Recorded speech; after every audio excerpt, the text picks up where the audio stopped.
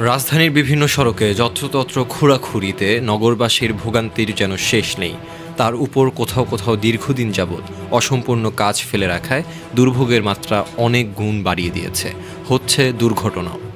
Jurain pipe রাস্তা এলাকায় sewerage ও পয়ঃনিষ্কাশন লাইনের কাজ দীর্ঘদিন যাবৎ কয়েকটি ঠিকাদারি প্রতিষ্ঠান করে আসছে। সঠিকভাবে কাজ না করায় এই তীব্র শীত মৌসুমেও রাস্তায় জমে থাকে নোংরা পানি। আর বৃষ্টি হলে এই রাস্তা চলাচলের জন্য হয়ে পড়ে অনুপযোগী, জমে থাকে হাঁটু পানি। কবে এই ভোগান্তি থেকে মুক্তি মিলবে তাও যেন জানা নেই এলাকাবাসীর। রাস্তায় নোংরা পানি জমে থাকার ফলে স্কুলগামী ছাত্রছাত্রী ও অফিসগামী জনসাধারণের জন্য এটি চরম বিরক্তিকর হয়ে দাঁড়িয়েছে।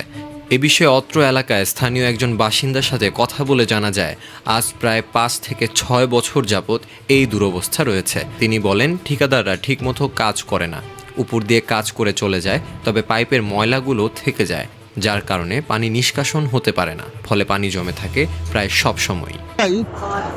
উপর দিয়ে কি করে দেয়, পাইপে দেওয়া পানি যায় না। এই পাইপগুলো ভরা থাকে আগে, ওই যে কাম করার সময় বৃষ্টি হয়, পাইপ ভরা থাকে, পানি সরার রাস্তা থাকে না। বলে যে কাজ করার পরেও পাইপ ওয়াশ করে দিব, এ পর্যন্ত আর ওয়াশ করতে আসে না কেউ, আর এই কাজও করে না।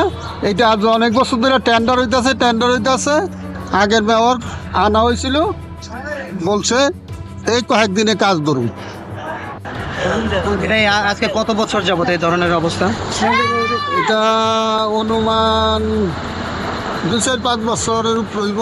5 বছরের উপরে আপনারা এই অবস্থায় আছেন। আপনারা কি জানাইছেন এই বিষয়গুলো? আপনাদের অনেক জায়গায় জানাইছি, অনেক সাংবাদিকই আইছে, ওই সাক্ষাৎ পাওয়ার পর্যন্তই, এই পর্যন্তই, আর কিছু হয় না। হাসান মাহির, নিরপেক্ষ, ঢাকা।